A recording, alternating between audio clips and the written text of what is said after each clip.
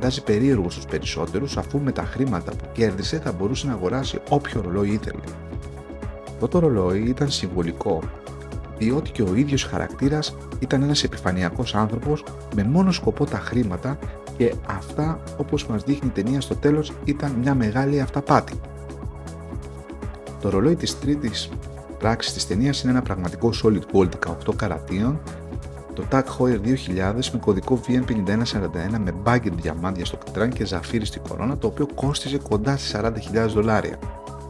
Μια ωραία γεύση από το Tag Heuer Professional παίρνουμε τη στιγμή που ο Ντικάπριο αφηγείται το σχέδιο χειραγώγησης των μετοχών στο γήπεδο του γκολφ, όπου το επιχρυσωμένο Tag λάμπει έντονα κάτω από τον ήλιο.